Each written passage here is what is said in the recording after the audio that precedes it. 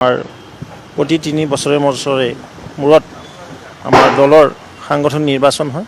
অন্য দলৰ নিচিনা নহয় যে ওপৰৰ পৰা জাপি দিয়া গণতান্ত্ৰিক প্ৰক্ৰিয়াই হয়। আমাৰ ইয়াত নমিনেশ্যন হ'ব, নমিনেশ্যন পিছত স্ক্ৰুটিনি হ'ব, তাৰপিছত অহাকালৈ ঘোষণা কৰা হ'ব। ভোট ষ্টেট কাউন্সিলসকলে দিয়ে, যিসকল আমাৰ ৰাজ্যিক পৰিষদৰ সদস্য থাকে। প্ৰতিখন জিলাৰ পৰা 3 গৰাকী থাকে, 1 গৰাকী মহিলা, 2জন পুৰুষ, 3জনকৈ থাকে। লগতে 10% টোটেল MLA ৰ পৰা 10% হয়, MP ৰ পৰা 10% হয়, আৰু সেইখিনি মিলি আমি ৰাজ্যিক পৰিষদ বুলি কওঁ। এই ৰাজ্যিক পৰিষদে নমিনেশ্যনত চহী কৰিব লাগিব। ইলেক্ট্ৰলত তেওঁলোকৰ ভোটাৰ থাকে।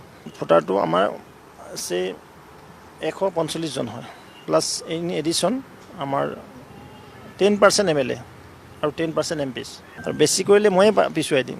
আমাক সভাপতিয়ে লাগে এজন দলটো চলোৱাৰ কাৰণে, নহয় জানো? আমি কাৰ্যকৰ্তা আছোঁ, দলটো ভালে থাকিব লাগে, ভালদৰে চলিব লাগে, 26ত চৰকাৰ হ'ব লাগে।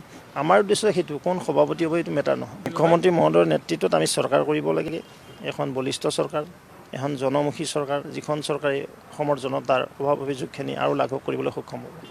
ময়ে সৰ্বোচ্চ নহয়। ইয়াত তেনেকুৱা, ইয়াত ব্যক্তি স্থান নাই দেই।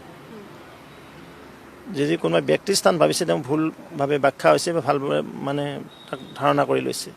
ইয়াত দলহে, ব্যক্তিতকৈ দল ঊৰ্ধত, দলতকৈ দেশ ঊৰ্ধত। আমি ৰাষ্ট্ৰমাতাক সেৱা কৰাৰ কাৰণেহে এই দলটা আছোঁ।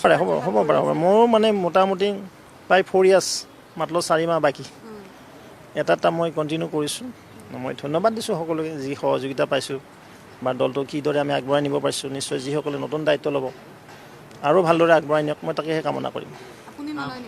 আছোঁ, আমি কাৰ্যকৰ্তা হিচাপে সদায় থাকিম। মই ক'লো নে, মই এজন কাৰ্যকৰ্তা।